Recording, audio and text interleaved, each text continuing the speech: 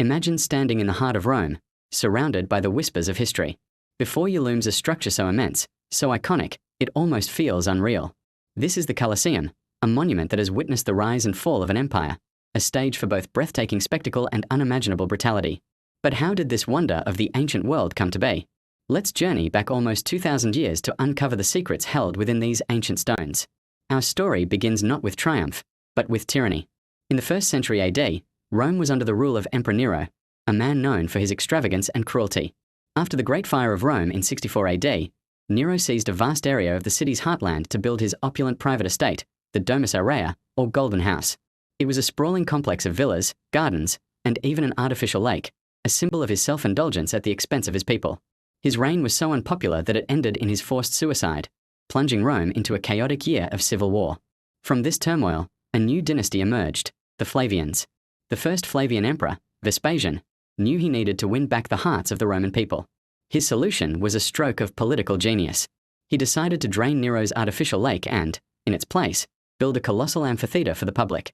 He would give back the land Nero had stolen, replacing a symbol of private greed with a gift for the citizens of Rome. Construction began around 72 AD, funded by the spoils of war, including treasures taken from the temple in Jerusalem. Vespasian didn't live to see his grand vision completed. He passed away in 79 AD, leaving the project to his son and successor, Titus.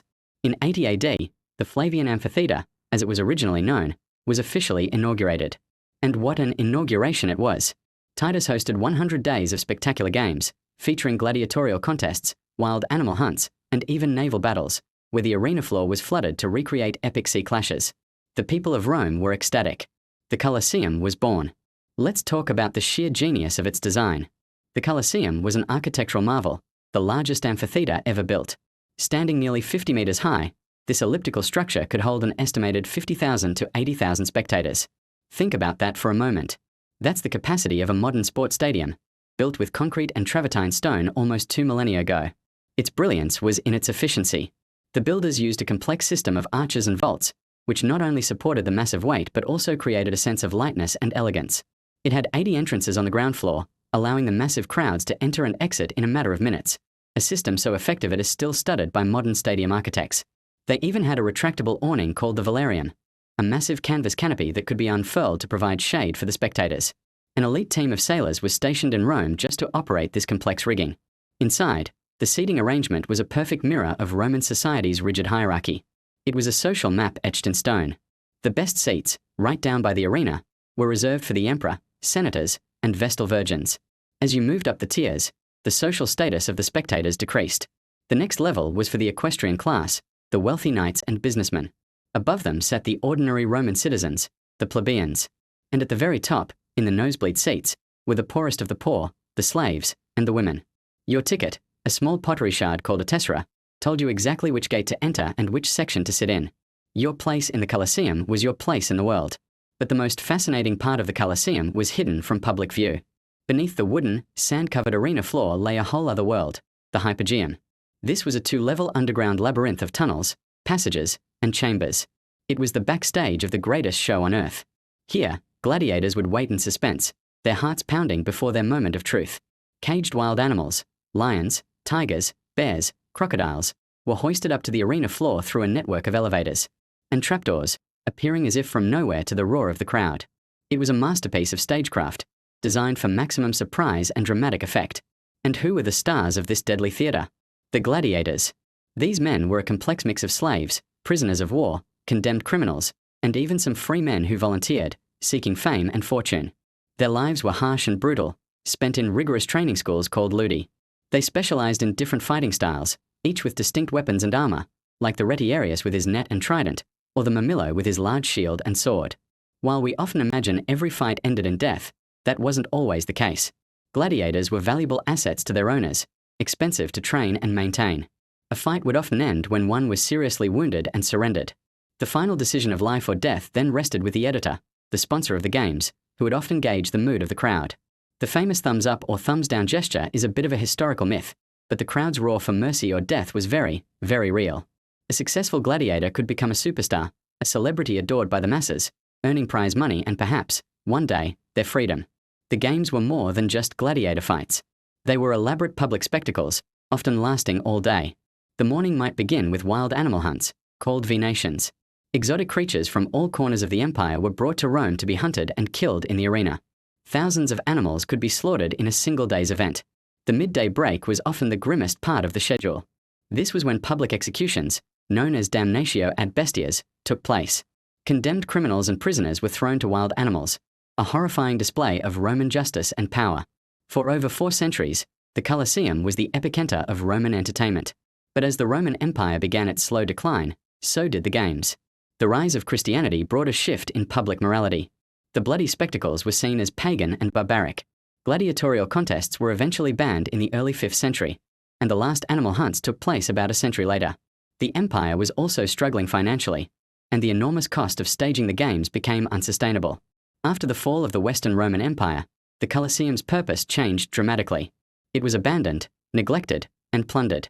Earthquakes caused significant damage, collapsing the southern side of the structure, which is why it has its distinctive, broken look today. During the Middle Ages, its stones were quarried and repurposed to build churches, palaces, and bridges across Rome. It became a fortress for noble families, a housing complex, a workshop, and even a Christian shrine. It was a shadow of its former self, a giant ruin slowly being consumed by the city it once dominated. It wasn't until the 18th and 19th centuries that preservation efforts began. The papacy consecrated the site as a sacred place of Christian martyrs, which helped protect it from further destruction. Archaeologists began to excavate the site, slowly uncovering the hypogeum and revealing the secrets that had been buried for centuries. Today, the Colosseum is the most recognizable symbol of Rome and a testament to its imperial glory and engineering prowess. Millions of tourists from all over the world walk through its arches every year, trying to imagine the roar of the crowd, the clash of steel, and the sheer scale of the spectacles that unfolded here. It stands as a powerful, and often somber, reminder of the brutal realities of ancient Roman life. It's a place of architectural genius and human suffering, of grandeur and gore. The Colosseum is more than just a ruin. It's a story written in stone, a silent witness to the enduring power and complexity of human history. Thank you so much for joining me on this journey back in time. If you enjoyed this video, please give it a thumbs up, and don't forget to subscribe for more deep dives into the most fascinating stories from our past. See you next time.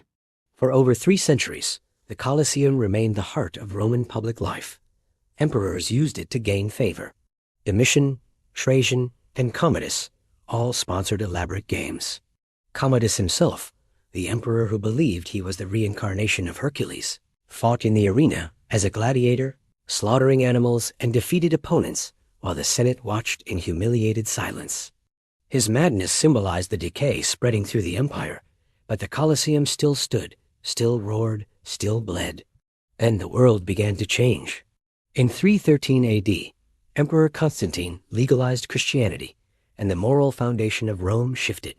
Christian leaders condemned the games as barbaric, incompatible with the teachings of Christ. The appetite for blood began to wane. By 404 AD, gladiatorial combat was officially banned after a monk named Telemachus leapt into the arena to stop a fight and was stoned to death by the enraged crowd. Animal hunts continued for another century, but the spectacle had lost its power. The Colosseum, once the center of everything, began to fall silent. Nature and disaster took over where crowds once gathered.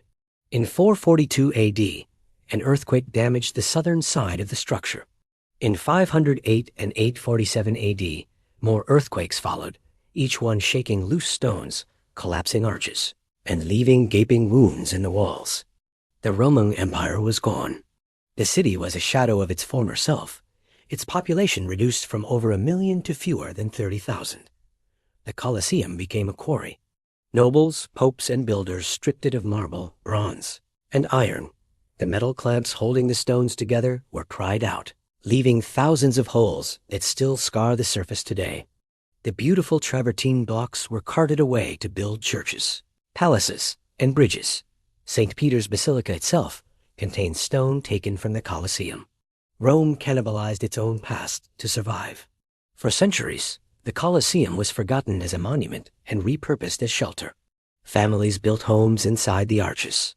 Workshops, stables, and even a hospital occupied the crumbling corridors. Weeds grew from cracks in the stone.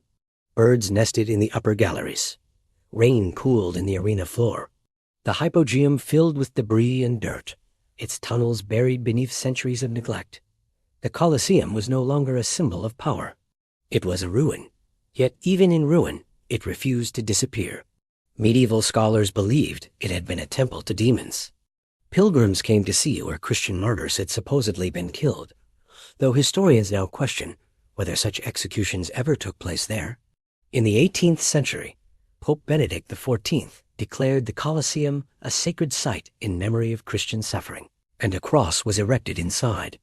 This act of sanctification likely saved the structure from further destruction, as the church forbade removing any more stone.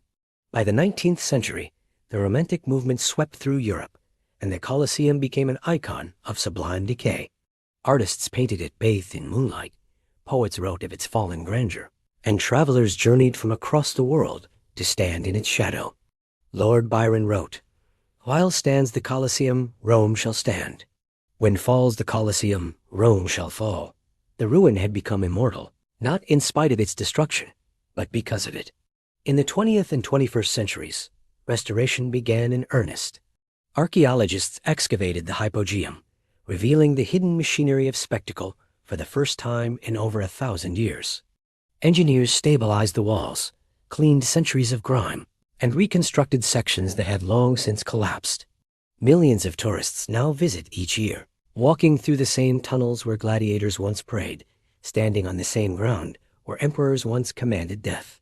But the Colosseum today is not the Colosseum of 80 AD. Gone is the marble. Gone are the statues.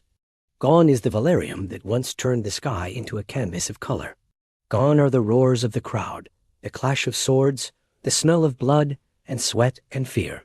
What remains is skeleton and memory, stone and silence. Yet somehow, even broken, even hollowed out by time, it still holds power.